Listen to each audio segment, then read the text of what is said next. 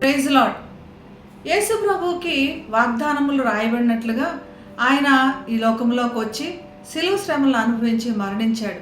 ఇవన్నీ స్పష్టంగా శిష్యులకు వివరించినప్పటికీ వారు ఆయన ప్రవచనాలు కానీ ఆయన చెప్పిన మాటలు కానీ గ్రహించలేకపోయారు. యేసు తను చెప్పిన విధంగానే చనిపోయాడు. మరి వాగ్దానములన్నీ నెరవేరినాయి.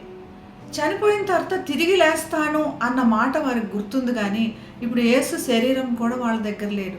యేసు మరణించాడు, సమాధిలో పెట్టారు. సమాధి కూడా రోమియోల ద్వారా బంధించబడింది. యేసు శరీరం కూడా వాళ్ళ దగ్గర లేదు. ఎంతో వేదనలో రోదనలో ఉన్నారు. నిశ్శబ్దం, ఎటు చూచినా నిశ్శబ్దం. కానీ పరలోకంలో సంతోషం. యేసుని ఆహ్వానించి అక్కడ పరలోకంలో సంతోషం ఉంది.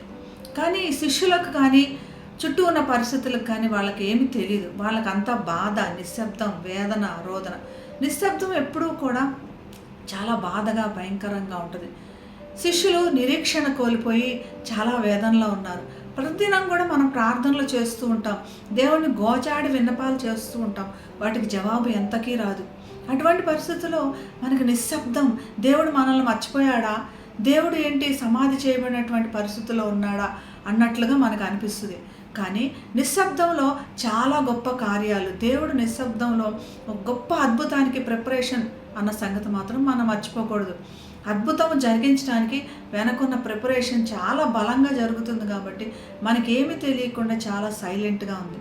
అలానే ఈ శనివారం కూడా మరి యేసుప్రభు చనిపోయిన తర్వాత రోజు అంతా నిశ్శబ్దం. శిష్యులందరూ వేదనలో ఉన్నారు.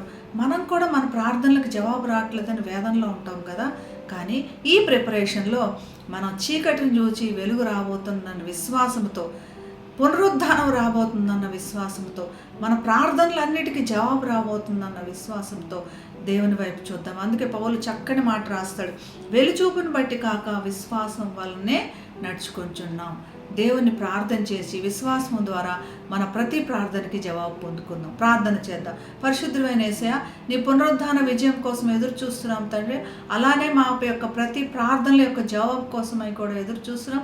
నీవు ఎలాగైతే సమాధిని ఓడించి మరణాన్ని జయించి తిరిగి వచ్చావో, మా ప్రతి ఒక్క సమస్యలకు కూడా ఈరోజు జవాబు దయచేసి నిశ్శబ్దాన్ని ఛేదించమని యేసు నామమున ప్రార్థిస్తున్నాం తండ్రి. Amen. Have a blessed day. God bless you.